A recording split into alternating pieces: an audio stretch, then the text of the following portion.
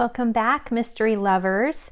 I'm so happy that you're joining me today for another chapter. Today we're going to be reading chapter 26 of A History of Murder. But before we get started, I wanted to do just a couple things. First of all, at the time of this recording, this is Thanksgiving week here in the United States, and I wanted to just wish you a happy Thanksgiving, and I'm thankful for you. I'm thankful for this channel. I'm thankful for the friends that I've made through reading this book aloud, and I just wish you all the best.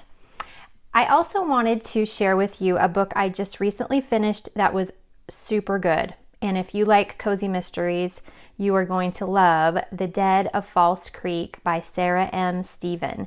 This book is set in Vancouver, British Columbia, both in past time and present time. And it's just such a fun concept. I think you're going to love it. And Sarah's second book is coming out next year. So get caught up and read The Dead of False Creek. I've included information in the description of this video of how to order. All right, so I'm going to get us navigated to A History of Murder. And while I do that, I'm just going to share with you that this week, over on the Instagram account that I have for Brooke Peterson author, I'm doing the cover reveal for book 2 in this series. It's going to be coming out very soon.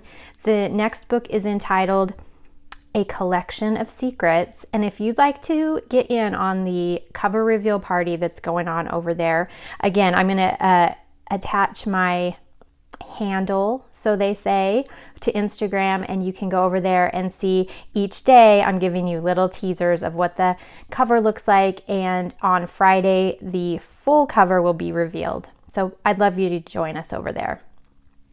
All right, let's get started today. This is chapter 26, Looking for Something. Last chapter, Garner came and he warned Chloe off. He said, you know what, we can definitely tell that Art was into something dangerous and you need to stay out of it. And Chloe didn't make him any promises. All right. Chapter 26, Looking for Something. As I went in, Grandma Lily was ushering out the last tour group. Whew, what a day, she sighed. I carried Elliot in my arms, Jed trotting close behind. We all went to the parlor to relax. I felt raw and exposed after my day in Lakeview and then talking with Garner. It was rare for me to let my guard down as I had done with him. I told myself it was only because of his thoughtful apology for how I'd been treated those years ago, but of course, it might be more. Are you ready for dinner? I asked Grandma Lily. Grandma barely looked up from the notebook on her lap. I'm not hungry as much as curious about your trip to Lakeview. She ceremoniously clicked her pen and shut the notebook she'd been writing in. And I'd like to know what Chief Garner had to say. She was ready to get down to business, so I began to tell her about Anthony, the little parasite, traveling with me, and our talk with Mr. Fabiani. I paused. It seems Art had a partner in crime who was an attorney, I said. Did you know that? Grandma Lily stood to place her pen and notebook on the small writing desk in the corner. That would explain a lot.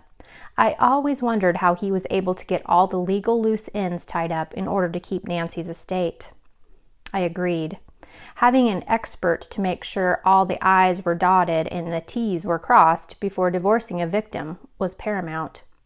But whether technically legal or not, what Art and Vandenberg had done was unethical.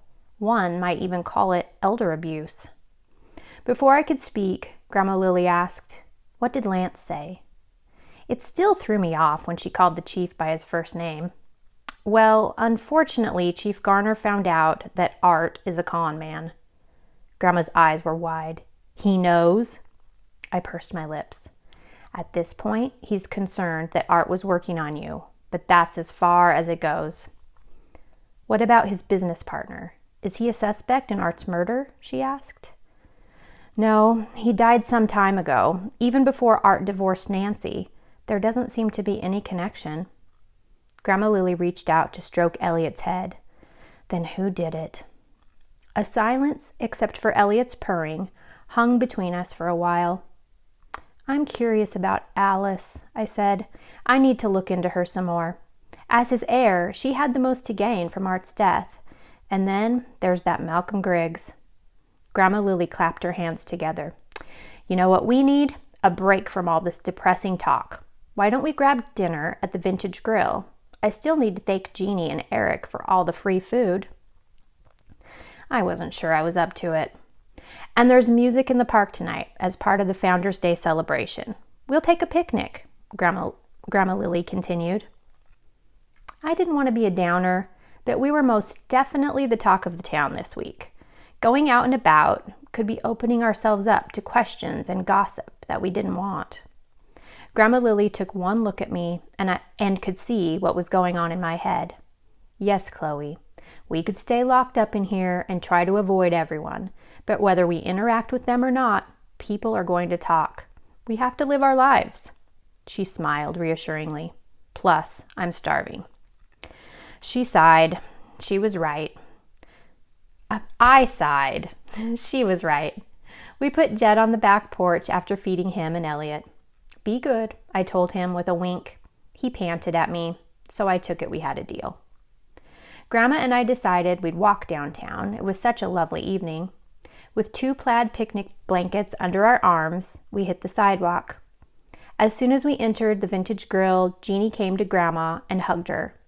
"Lily, how are you holding up?" she asked, still hugging her close. Grandma pulled away and looked Jeannie straight in the face. "I'm doing just that. I'm holding up. Thank you for the delicious food you've been sending our way." Jeannie beamed. "It's the least we could do." Grandma and I both ordered the special pulled pork tacos with homemade coleslaw and home-style chips. We told Jeannie we'd take it to go so we could enjoy the live music while we ate. She commended us for doing something fun to take care of ourselves. "I'm hoping to catch the end of the show myself, but business has been so busy I'm not sure I'll make it. It's a good problem to have, of course." Jeannie grinned. When she'd taken off towards the kitchen with our order, it dawned on me how quiet the restaurant was despite the full house. I looked around and found all eyes on my grandma and me. I immediately recognized the signs of an anxiety attack coming on. My chest tightened. I felt like I couldn't get a full breath, and my vision tunneled. The fear of being watched was something that created these attacks in me ever since Christy died. Still, after all these years, I remembered what to do. I began taking slow breaths in and out. I started telling myself, "All is well," over and over. Thankfully, the nervous sensations began to ebb. I took Grandma Lily's hand, sure that she was aware of the staring onlookers too. But Grandma Lily stood stoically beside me, with her head held high. She refused to look at any of the other diners, who were examining us like a zoo exhibit. I continued my breathing techniques and joined Grandma in her devil-may-care attitude. Eventually, the sounds of conversation and flatware clinking returned. We had prevailed. Jeannie soon came back with our to-go order, almost as large as the one I'd taken home yesterday. I couldn't keep eating like this. Or maybe I'd just have to keep taking late-night runs with Jed. We thanked Jeannie and left the bistro. A big white tent and pretty glowing lanterns decorated the park. A small band was setting up in the bandshell. We spread one big blanket out to sit on. I knew Grandma had brought the second one for our laps in case it got chilly later. "Darn, we forgot to order something to drink," Grandma Lily said. "Sometimes they have a food truck." She craned her neck around to view the area. "I see it," I said, and pointed down the sidewalk. "I'll get us each a lemonade." Grandma nodded happily. She'd opened up the food and was mid-taco. The food truck line was long, so to pass the time and purposely not make eye contact with anyone, I pulled out my phone and noticed I had new emails. One was from my boss at the coffee shop, asking when to expect me back to work. Hey, maybe I hadn't been fired after all. I hit reply to tell my boss that I was still out of state on a family emergency. I thought it was best to leave out the part about my grandmother being a prime suspect in a murder investigation. But before I finished typing, a voice interrupted me. "When I saw Lily in the park, I hoped you were here too." It was Blake. No longer in his professional attire, he was now wearing cargo shorts and a navy t-shirt. His arms were lean and tan. "Grandma Lily wanted to come," I explained, and slipped my phone in my pocket once again. "That's great. What about the Founders Day ball? Have you decided if you'll stay for it?" I frowned. "Like I said, I don't know." Okay, he smiled. "Hey, my mom loved the fact that you remembered our trip to the golf tournament." I was taken aback. "You talked to your mother about that? Already?" "Yeah, she happened to call and it was on my mind. She said to tell you hello and she hopes to see you while you're here." I doubted that. Blake's parents had never approved of our relationship. My family was comfortable, but not wealthy like Blake's. The Whites made it known that they preferred someone from the upper crust for their sons. Then I was charged with Christie's murder, and their opinion of me hit an all-time low, so it was extremely hard to believe she was hoping to see me again. "Blake, I don't think. Can I help you?" I had made it to the front of the line, and a brace-faced teen girl was asking for my order. "Oh, yes, 2 lemonades," I said. The girl turned her attention towards Blake. "That'll be $6. I shook my head. The drinks weren't for us. We weren't a couple. However, Blake didn't skip a beat. He pulled out his wallet and put a $10 bill on the counter. "Keep the change," he told the cashier. "You don't have to buy these," I told him. "I was going to tell her." I was now carrying 2 giant styrofoam cups of lemonade while we walked towards Grandma Lily. "No problem. I wanted to." Blake's face broke into a wide smile. For a moment, he looked exactly like the kid I used to know and love. He gave me a little wave and began walking away. I raised a cup of lemonade as a cheers goodbye. That was when I noticed Malcolm Griggs standing behind a tree. He was glancing around Riverside Park. It appeared that he was looking for something or someone. Then he pulled his ball cap down over his eyes and ran through the park onto Main Street. I kept an eye on him while making it back to our picnic spot. "I'll be right back," I told Grandma, handing her the drinks. "Where are you going, dear?" Grandma Lily asked through a mouthful of food.